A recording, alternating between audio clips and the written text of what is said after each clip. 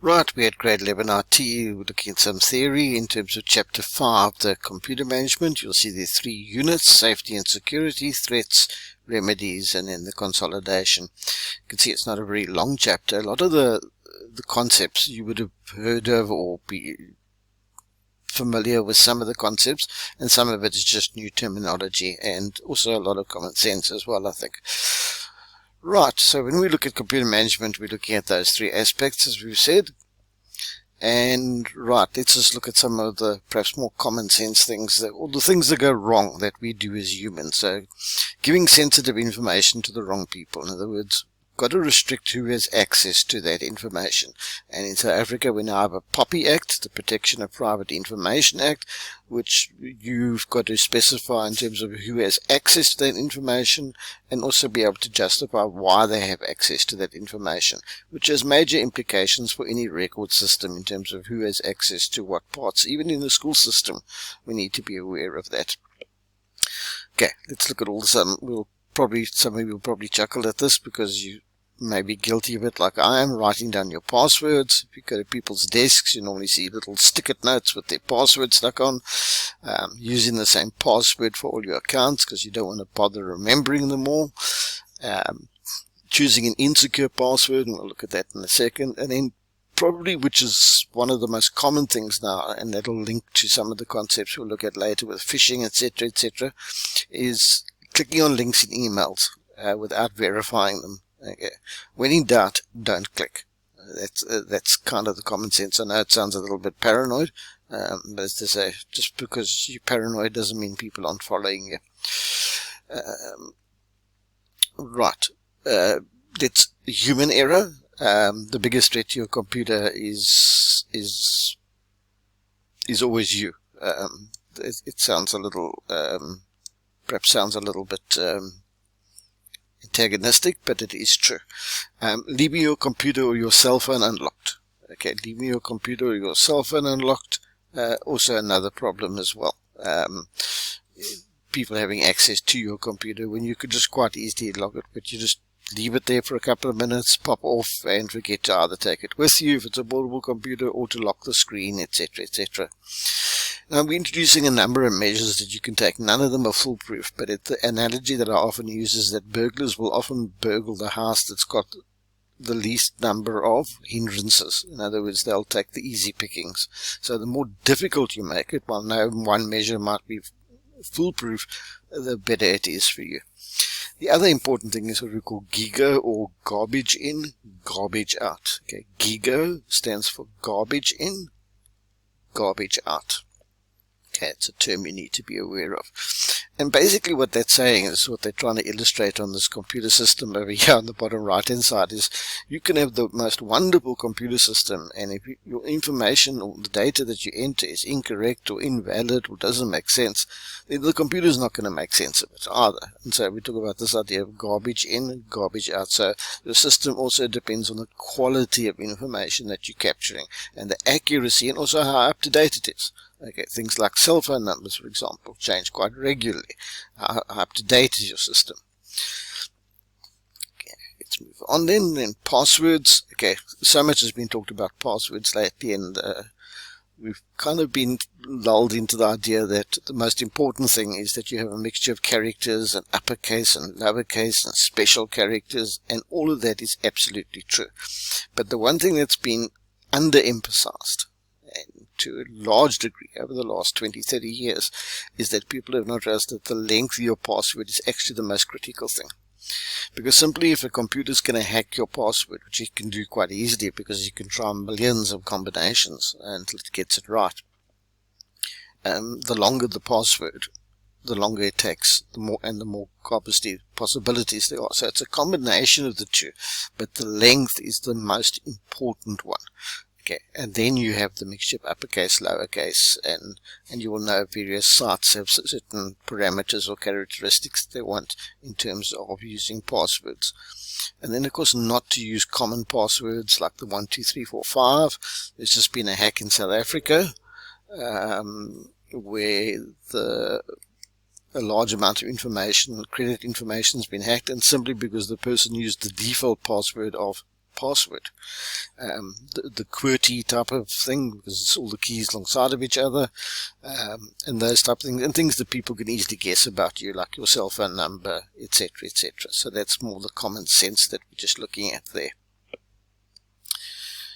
Right, what are our threats? Well, you shouldn't leave your storage devices unattended. There's been a number of famous cases where people have taken information. One happened in Britain where a public servant left a laptop on a train which had all sorts of classified information on it. Okay, and so we've got to look at two things. One is who has access to the information, can they remove it from the site, and secondly, portable devices are a real problem. And that's also why because they are prone to theft, and that's also why they're more expensive to insure, etc., etc. Okay, but just like your cell phone gets stolen, you cry a little bit, but hopefully it's insured. But you can't get your data back if you haven't backed up your data. Now, a lot of that stuff is now starting to become automated to the cloud, in other words, to a server on the internet. But you should be responsible for the backups of your data, and obviously that depends on sometimes what we call the volatility of the data. In other words, how often is it changing? And sometimes you have to make those backups. So if you've been to a function and you've taken a lot of photographs, you should be backing those up, because you can't necessarily get those photographs back again. So it depends on the data that you're looking at. Obviously, a bank, they need to actually back up their data as they're working. Every minute that data needs to be backed up somewhere, because it's so critical. The other thing is that people tend to forget is that, and I've heard it often from adults as well, is that besides losing any equipment, their flash drive stops working and then they have a heart attack. And I'm thinking, but you only paid like $100 for it. It wasn't going to last forever, just like anything mechanical or electrical. And whether that's because you've caused damage to it or dropped it, those things do happen. Hard drives do fail. They become fairly reliable over the years, but they don't go on forever. They're not intended to go on forever either. So backups is your remedy there, or your safeguard on a regular basis, obviously. Right, let's look at some of the specifics here in terms of what we've got. Right, starting at the top, the virus. We talk about malware or malicious software. Malware stands for malicious software. Okay, and so the idea of malware in general, it's any program that's designed to have a negative, effect on your computer. Okay, so anything that's designed to have a negative effect on your computer. So the typical one is the computer virus. Okay, the computer virus, malicious software that's loaded and perform malicious. So that's a type of malware. Now, previously, viruses were there to delete data,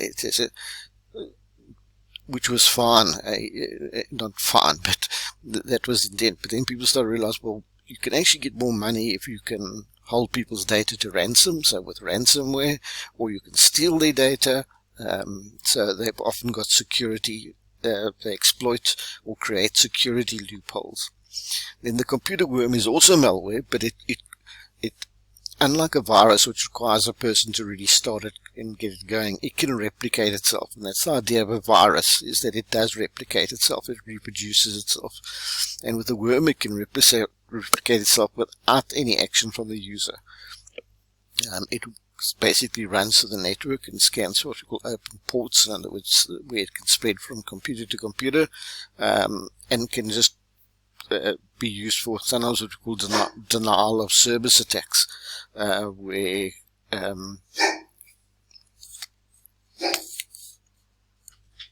my apologies, my dog has decided to participate in this talk. The other one is the Trojan. Some people know from the talk of the Trojan horse, if you are familiar with it. It was a, let's get rid of that there.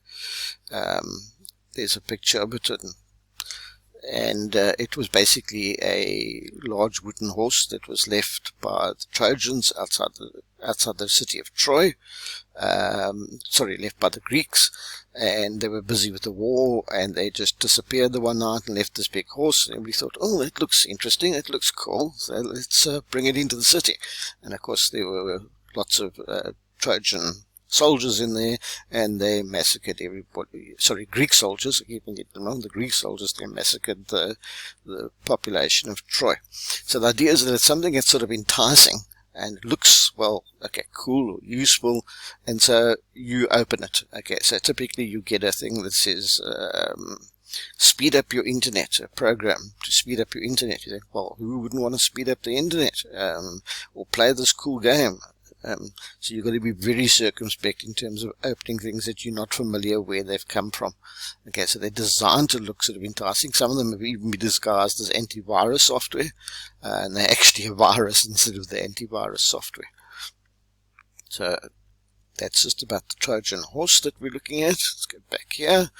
And then the rootkit. Okay, the idea of a rootkit is it's basically a set of tools that the person tries to install, sometimes with what we call administrator access. In other words, so that they have access to the whole network.